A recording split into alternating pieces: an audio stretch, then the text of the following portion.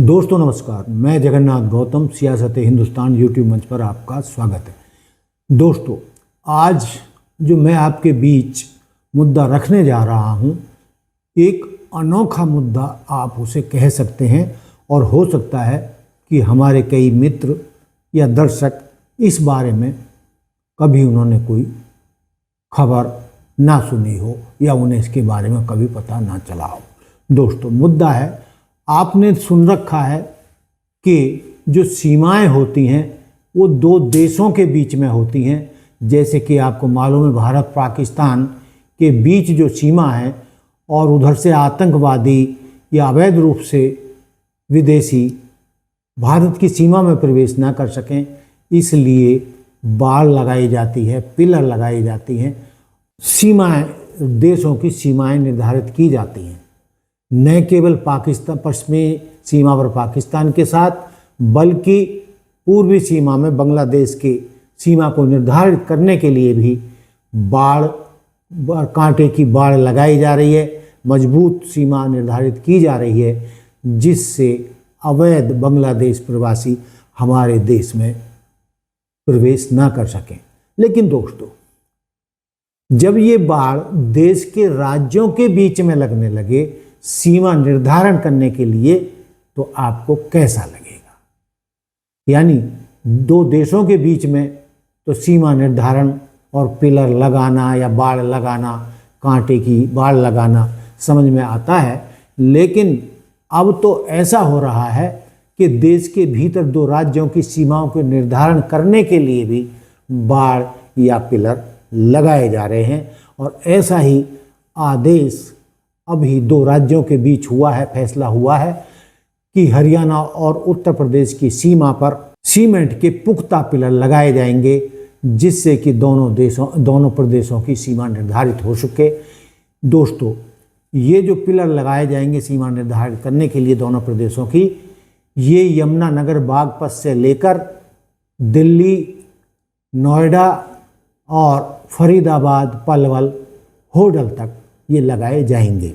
दोस्तों, ये बाड़ लगाने का जो सिलसिला है कोई नया नहीं है, और न केवल ये उत्तर प्रदेश और हरियाणा के बीच हुआ है, पहले भी ऐसे मामले सामने आते रहे हैं। इस पर भी हम आपके साथ डिटेल में बात करेंगे।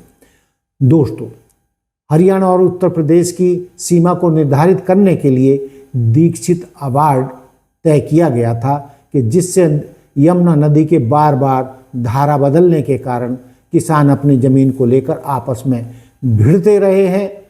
इसे सुलझाने के लिए 1970 के दशक में दीक्षित अवार्ड लागू किया गया था, जिसके तहत स्थायी कंक्रीट के पिलर लगाने का प्रावधान किया गया था। दोस्तों, आपको बता दें कि धारा बदलती है, वैसे ही कभी हरियाणा के किसानों की ज़मीन उत्तर प्रदेश की सीमा में चली जाती है, या उत्तर प्रदेश की ज़मीन हरियाणा में आ जाती है, जिसको लेकर हरियाणा और उत्तर प्रदेश के किसानों में, खासकर फरीदाबाद और नोएडा के बीच खूनी संघर्ष होते रहे हैं। सीमा निर्धारण को लेकर दोनों प्रदेशों की पुलिस भी आमने सामने होती रही है, और दोनों तरफ के किसानों के बीच में गोलीबारी तक चली है, जिसमें आज तक दर्जनों जानें जा चुकी हैं। दोस्तों, लेकिन हम इस विषय में जो आपसे खास बात करना चाह रहे हैं वो ये है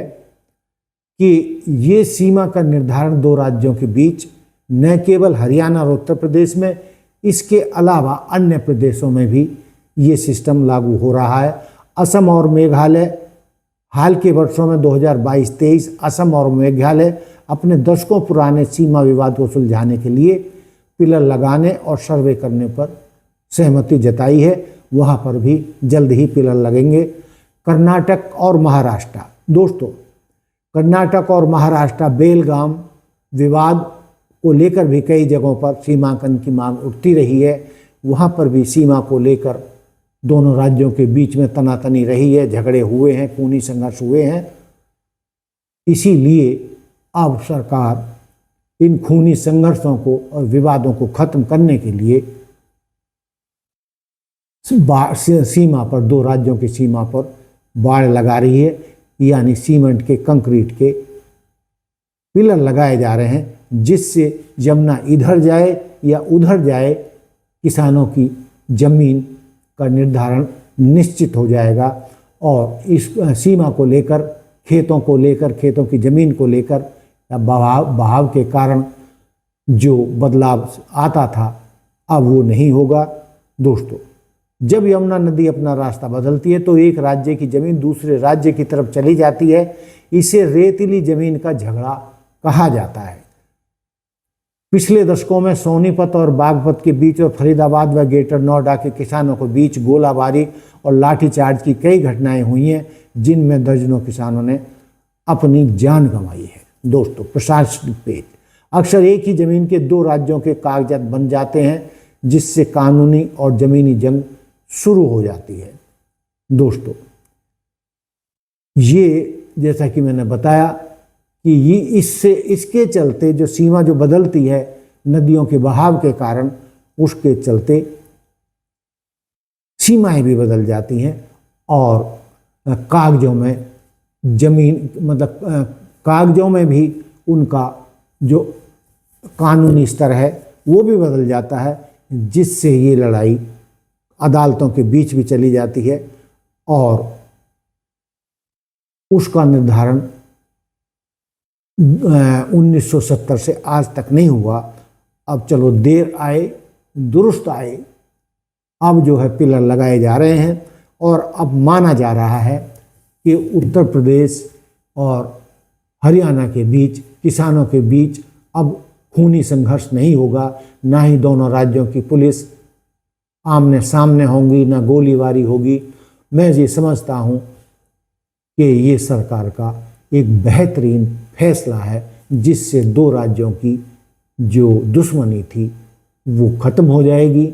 लेकिन ज़रूरी है कि ये काम जितना जल्दी से जल्दी हो सके ईमानदारी के साथ किया जाए, जिससे कि किसानों के बीच का ये संघर्ष हमेशा हमेशा के लिए ख़त्म हो जाए। न केवल हरियाणा और उत्तर प्रदेश, बल्कि जो मैंने और राज्यों की भी कहानी आपको सुनाई, वहाँ पर भी ये काम तत्काल मिटा लेने चाहिए, क्योंकि ऐसा ना लगे कि ये सीमाएं जैसे पाकिस्तान और हिंदुस्तान की हैं, जहाँ सेनाएं आपस में भिड़ जाती हैं, और यहाँ देश के अंदर की सीमाओं में किसान और पुलिस आमने सामने आ जाते हैं और खूनी संघर्ष होता है।